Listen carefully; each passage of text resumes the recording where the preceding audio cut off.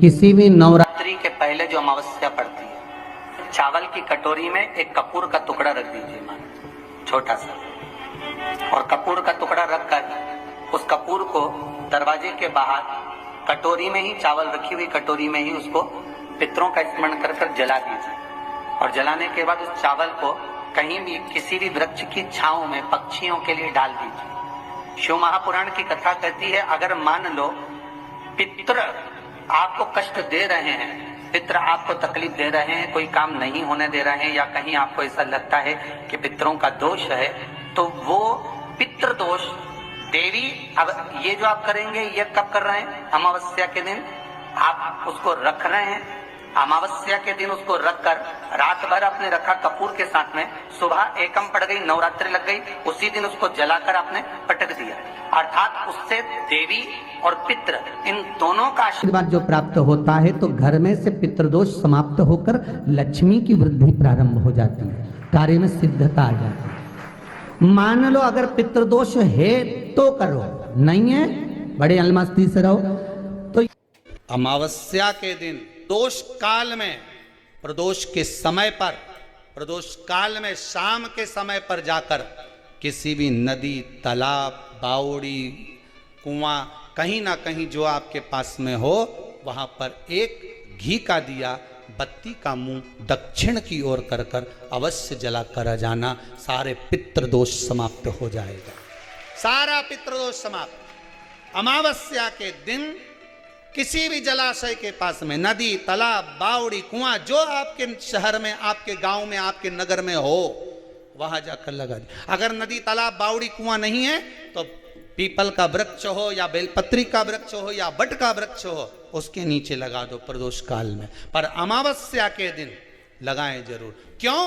क्योंकि अमावस्या के दिन पितृ शाम के समय प्रदोष काल में शंकर भगवान का नाम जाप कर कर नदी, तालाब, बावड़ी पर पानी पीने जाते हैं। वहां से जल का आचमन कर कर पितृ अपने लोक को चले जाते हैं प्रदोष काल के समय पर। इसलिए प्रदोष काल में जलाशय के पास में, बावड़ी, कुआं, नदी, तालाब के किनारे पर दिया लगाया जाता है दक्षिण की ओर मुख कर कर बत्ती का, तो पितृ आशीर्वाद देते हुए जाते हैं कि फलो फूलो, आगे बढ़ो, उन्नति करो, तरक्की करो। ये पितरों का आशीर्वाद रहता है, पितरों का वर रहता है। आप देंगे उसको मिलेगा। पितृदोष है, ये आपको कैसे मालूम पड़ेगा?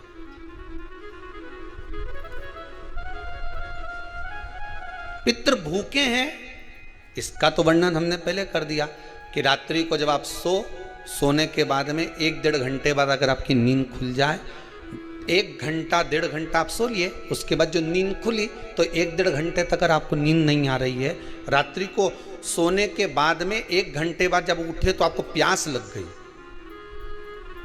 भूख लगने लगी, प्यास लगने लगी कि मेरे को पानी पीना पड़ेगा, घबराहट हो रही, पानी पीना पड़ेगा। 1-1.5 घंटे सोने के बाद अचानक नींद खुले और आपको प्यास लगे, समझ लेना आपके पितृ भूखे हैं और प्यासे हैं, भूखे और प्यासे हैं, उनको जल की जरूरत है।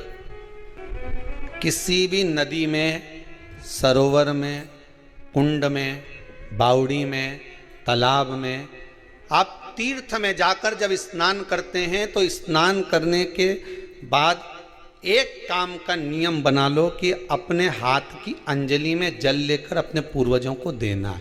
प्यासे रहते हैं, भाग मांगते हैं, प्राप्त करना। 3 वृक्ष पितरों के तुल्य हैं। पहला पीपल, दूसरा बट वृक्ष, तीसरा बेलपत्र का वृक्ष, ये पितरों के तुल्य हैं। अगर आपको रात्रि में नींद नहीं आ रही है, ऐसा लगता है कि रात्रि को 1 घंटा 1.5 घंटा सोने के बाद कुछ गलत गलत विचार आने लगते हैं, नींद सुबह 3 बजे तक, 4 बजे तक नहीं आती, 4 बजे के बाद फिर नींद आती है, तो एक प्रैक्टिकल जरूर कर कर देखना। एक प्रैक्टिकल करने में क्या जाता है, प्रयास करने में क्या कुछ जाता है क्या?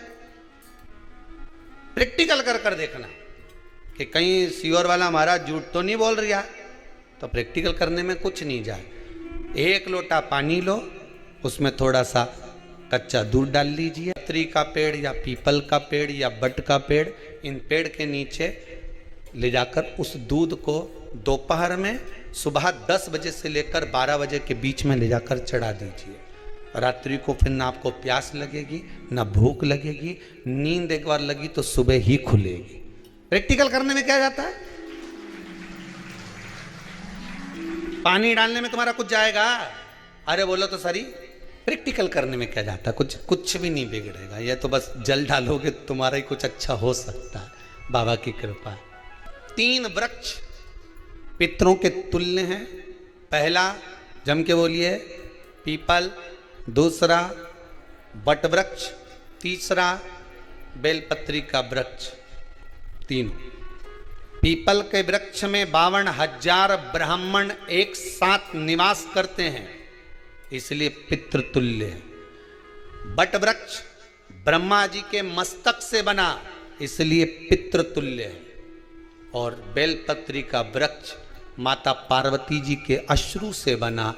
जब आंसू गिरे थे माता जगत जननी जगदम्बा पार्वती के, उस समय पर पितृलोक में हलचल उत्पन्न हो गई थी। हमारी नातिन की आंख में आंसू कैसे आ गए? मैनावती की पुत्री है।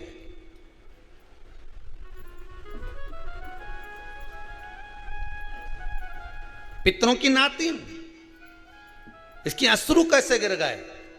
पार्वती जी ने कहा ये आंसू नहीं, मेरा पुण्य भाग प्रकट करती हूं बेलपत्री के रूप में। तो पितरों ने वर दिया था कि ये बेलपत्री का वृक्ष हमारा आशीर्वाद है, इसके नीचे अगर कोई दीप लगाता है, शिव को स्पर्श कर चढ़ाता है, उसके पितरों की शांति होगी। हम स्वयं उसको आशीर्वाद देने के लिए पधारेंगे। बेलपत्र का वृक्ष